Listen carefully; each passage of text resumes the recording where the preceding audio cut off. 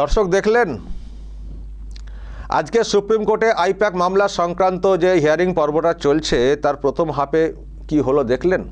এখন তো লাঞ্চ হচ্ছে, লাঞ্চের পর ফের হিয়ারিং পর্ব চলবে, কিন্তু প্রথম হাফে যেটা হলো সেটা দেখলেন কি? আমি কিন্তু পুরোটাই দেখেছি দর্শক। আর দেখে যেটুকু বুঝলাম সেটা হচ্ছে যে গতকাল যে আন্দাজটা করেছিলাম বা যে আভাসটা আপনাদেরকে দিয়েছিলাম তাই কিন্তু দেখছি। সত্যিই কিন্তু এই বেঞ্চ খুবই কড়া বেঞ্চ। জাস্টিস প্রশান্ত কুমার মিশ্রা এবং জাস্টিস বিপুল এম পাঞ্চলির এই যে বেঞ্চ, খুবই কড়া বেঞ্চ। অনেকগুলো অবজারভেশন আজকে দেখলাম দেওয়া হয়েছে। আজকে শুরুটা করেন তুষার মেহতা, ইডির তরফে সলিসিটর জেনারেল। তিনি শুরু করেন, শুরুতেই সব কিছু বলেন যা সব হয়েছে এখানে। ইডি তদন্ত করতে এসছিল, তারপরে মুখ্যমন্ত্রী ঢুকে সব কিছু নিয়ে চলে এসছেন এইসব। তারপরে কলকাতা হাইকোর্টে যে হিয়ারিং পর্বটা হচ্ছিল সেখানে এমন একটা প্রভাব তৈরি করা হয়েছিল, হোয়াটসঅ্যাপে চ্যাট দিয়ে, মানে চ্যাটে বলা সবাই চলে আসুন, জড়ো হন। তো এজলাসে জড়ো হওয়া এবং মন্ত্রীর বসে পড়া, এমন একটা পরিবেশ, হিয়ারিং পর্ব হয়নি, এই সবও বলা হয়েছে।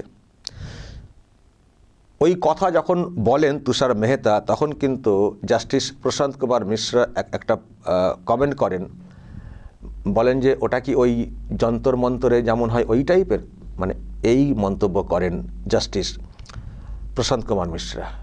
মানে যন্তর মন্তরে দিল্লিতে যেমন সব লোকজন জড়ো হন না, চলে আসুন অমক সময়ে, তো উনি বলেন যে তার মানে ওটাকে ওই যন্তর মন্তর ওই টাইপের, মানে এই ধরনের একটা কথা বলেন। বুঝতে পারছেন উনি কোন অ্যাঙ্গেলে কথাটা বলার চেষ্টা করেছেন, যে কোর্টটাকে ওই যন্তর মন্তরের মতো জমায়েত করার জায়গা। তারপরে উনি আরও শোনেন তুষার মেহতা যেসব কথা বলেন, আরও কী হয়েছে। তারপরে এটাও বলেন তুষার মেহতা যে ওই দিনে ওই রকম হওয়ার পরে যিনি অ্যাক্টিং চিফ জাস্টিস আসেন কলকাতা হাইকোর্টের, তিনি আবার একটা সার্কুলার জারি করেন পরে, গতকালকের ব্যাপারটা আর কি। মানে ওনারাও ভালো করে জানেন যে যদি গতকালকের ব্যাপারটা না ছুঁয়ে দিই, কপিল সিব্বলরা দেখবেন ওটা বলবেন এই তো গতকালই তো ভালো করে হয়েছে, তাহলে কেন ওখানে হিয়ারিংটা হবে না। তো সেই জন্য দেখলাম এটাও একটা কৌশল তুষার মেহতার, ওটাকেও টাচ করে দেওয়া, যে কালকে হয়েছে কিন্তু সার্কুলার জারি করতে হয়েছে, যেহেতু আগের দিনে ওই রকম অবস্থা হয়েছিল, তার মানে বুঝুন কি অবস্থা হয় কলকাতা হাইকোর্টে। মানে কপিল সিব্বলরা ওই কথাটা মেনশন করার আগেই তুষার মেহতা পুরো শুনিয়ে দেন বেঞ্চকে যে কালকে হয়েছে কিন্তু অনেক সব মানে প্রিকশন নিতে হয়েছে, নানান সব ব্যবস্থাপনা করতে হয়েছে, তারপর ওটা হিয়ারিংটা পর্বটা হয়েছে, কিন্তু যা করা হয়েছিল মারাত্মক ব্যাপার। তো তাতে এই বেঞ্চ মানে বিষয়টা খুবই খারাপভাবেই দেখেছে, যেটুকু বুঝলাম যন্তর মন্তরের এই মন্তব্যটা করার পরে।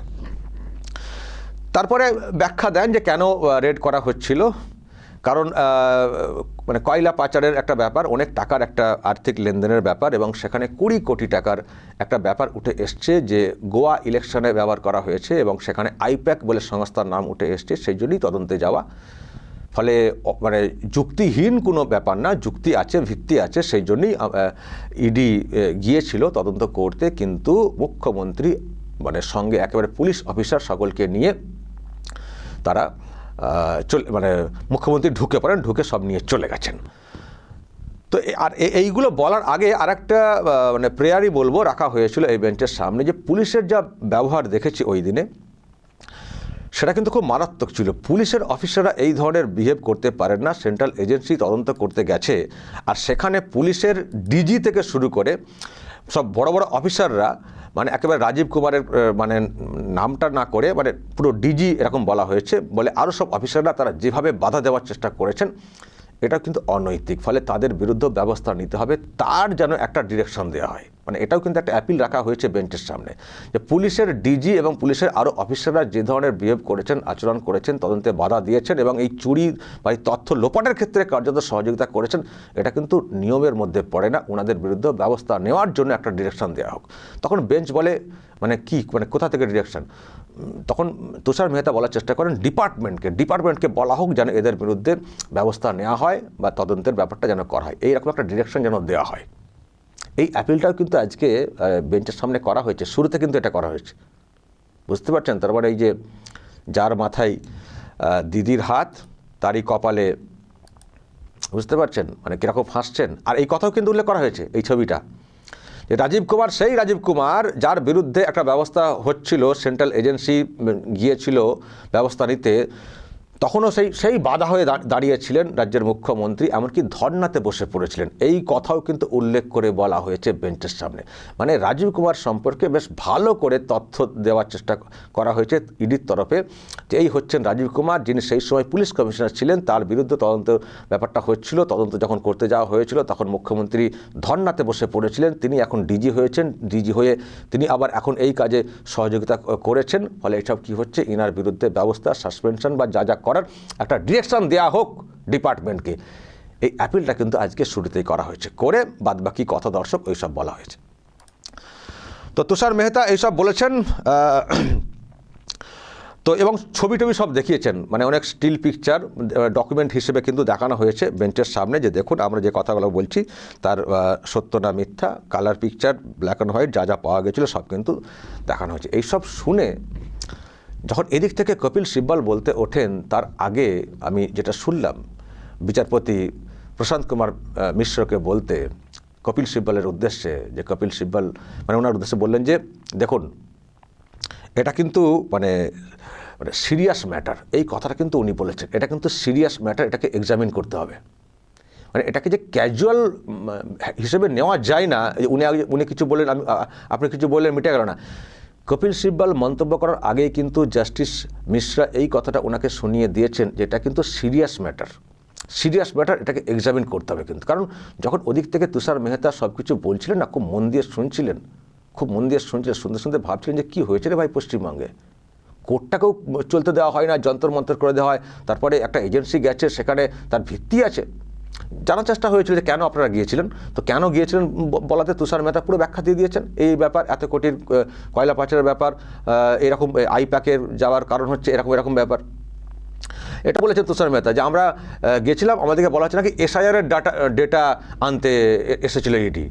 তখন তুষার মেহতা এই ক্ষেত্রে বলেছেন যে এসআইআরের ডেটা, তার জন্য অফিসে যেতে হবে, এসআইআর ডেটা তো ওয়েবসাইটে পেয়ে যাবো, তখন থেকে না আনতে যেতে হয়। ফলে একেবারে বেসলেস সব কথা, অ্যাকচুয়ালি এটাকে মানে তথ্য লোপাট বা গোপন করার কিছু একটা চেষ্টা হচ্ছে, এটা বলা হয়েছে।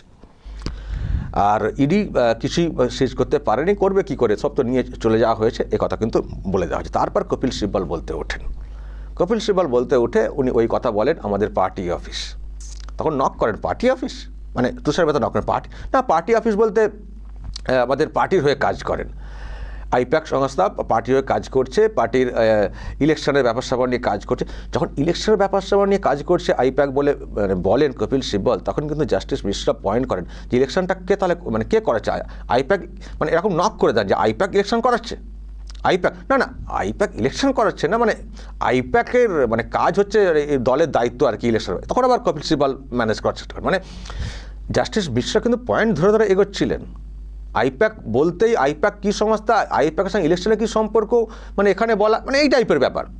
কিন্তু আর একটা কথা ওদিক থেকে বলা হয়েছে তুষার মেহতাদের তরফ থেকে, যে যাদের সংক্রান্ত মামলা আইপ্যাক, তারা কিন্তু কেউ কোর্টে এসে কিছু বলছেন না। যাদের সংক্রান্ত মামলা, আইপ্যাকের সংস্থার বিরুদ্ধে অভিযোগ, আইপ্যাকের বিরুদ্ধে তদন্ত, আইপ্যাকের অফিসে রেড, আইপ্যাকের কর্ণধারের বাড়িতে, এবং তাদের তরফ থেকে কোনো পিটিশন, কোনো মামলা কিন্তু হচ্ছে না। মামলা করছে কে, তৃণমূল কংগ্রেস, মামলা করছেন কে, বাধা দিচ্ছেন কে, মুখ্যমন্ত্রী। এটা কিন্তু তুষার মেহতারা বলে দিয়েছেন, যে তার মানে এটা কি, যাদের ব্যাপারে অ্যালিগেশন আমরা বলছি তারা কিছু বলছেন না, তো তাদের তরফ থেকে কেউ কিছু আসেননি। আর মাঝখানে তো আমি দেখলাম তাদের তরফ থেকে আবার বলা হয়েছে কোঅপারেট করবো তদন্তে। ফলে আপনারা তাহলে কারা, মানে এটাও কিন্তু বারবার নক করে দিয়েছেন তুষার মেহতা। তো এদিক থেকে এইসব বলা হয়েছে যে এরকম সব ভুলভাল আমাদের পার্টির সব নিয়ে চলে যাচ্ছিলো, সামনে ভোট আছে, অনেক ডকুমেন্ট আমাদের গোপন আছে, সেগুলোকে নিয়ে চলে যাওয়ার চেষ্টা, আর কিছু না, ভোটের সময় ডিস্টার্ব করার চেষ্টা। ইডি এর আগে কবে 2024-এ রেড করে করেছে, তারপর এতদিন কি করছিল, এতদিন পরে কেন এলো, তার মানে এটা একটা জাস্ট ভোটকে কেন্দ্র করে এইসব যেগুলো আর কি তৃণমূল কংগ্রেসের লোকেরা বলে থাকেন সেই সব করা। মানে তারপরে কি পেয়েছে, কিছু তো পায়নি, কী পাবে, তো নিয়ে চলে গেছেন। যেগুলো সাসপেক্ট করা হচ্ছে যে ওর মধ্যে কিছু আছে, তাই তো সব নিয়ে চলে গেছেন। না এরকম কিছু না, পার্টির কিছু মেটেরিয়ালস চলে এসছে, অমক তমক, মানে এইভাবে যেগুলো মানে বলা হচ্ছে আর কি, মানে সেইগুলোই কপিল সিব্বল ওখানে দাঁড়িয়ে দাঁড়িয়ে বলেন যে এই ভোটের আগে জাস্ট ডিস্টার্ব করার চেষ্টা হচ্ছে। আর পুলিশদের যাওয়ার ব্যাপারে যেটা অভিষেক মনু সিংভিও বলার চেষ্টা করেছিলেন যে পুলিশ গেছেন কেন, যেটা যেহেতু তুষার মেহতারা বলছেন যে উনি বলছেন পার্টির চেয়ার, মানে আমি পার্টির হিসেবে গেছি মমতা বন্দ্যোপাধ্যায় বলেছেন, তাহলে পুলিশ লোকেরা কেন গেছেন? তখন অভিষেক মনু সিংভি বলেছেন যে না, উনি তো জেড ক্যাটাগরির মানে নিরাপত্তা পান, সুতরাং তাকে তো পুলিশদেরকে যেতেই হবে। বাদ বাকি আবার এখন হিয়ারিং পর্ব চলবে, সেটা আমি আবার পরে আবার শুনবো লাঞ্চের পরে। নিশ্চয়ই ওখানে বলা হবে যে জেড ক্যাটাগরি হতে পারে, তাহলে একেবারে টপ র্যাঙ্কের লোকেরা সব ছুটবে না ওখানে? টপ র্যাঙ্কের লোকেরা ছুটবেন? জেড ক্যাটাগরির মানে হলে কি সব জায়গায় কি ছোটেন নাকি? জেড ক্যাটাগরির নিরাপত্তা আরও অনেকে পান, তাহলে কি সবাই চলে যাবেন নাকি পুলিশের উপরের অফিসাররা? আর নিরাপত্তা দেওয়াটা এক, আর বাধা দেওয়াটা তো অন্য। বাধা দেওয়াটা তো অন্য। বলা হয়েছে যে যখন পুলিশ গেল, পুলিশকে আইডেন্টিটি পুরো পরিষ্কার করে বলা হলো, সব কিছু পরিচয় জানানো হলো, তারপরেও তারা বাধা দেওয়ার চেষ্টা করেছেন। তারপরেও তারা মানে পুলিশ নিজে তদন্তে বাধা দিচ্ছে, মুখ্যমন্ত্রী করছেন, পুলিশ নিজে বাধা দিচ্ছে, মানে এই কথা বলার চেষ্টা হয়েছে। তো আপনার তো জেড ক্যাটাগরি, আপনি তো সিকিউরিটিটা ভাববেন, সেখানে আপনি চলে গেছেন ভিতরে গিয়ে তদন্তে কেন বাধা দেবেন? জেড ক্যাটাগরি শুধু নিরাপত্তা জায়গাটা দেবেন, আপনি ভিতরে গিয়ে কেন ডিস্টার্ব করবেন, বাধা দেবেন? সেই সওয়ালও কিন্তু উঠেছে।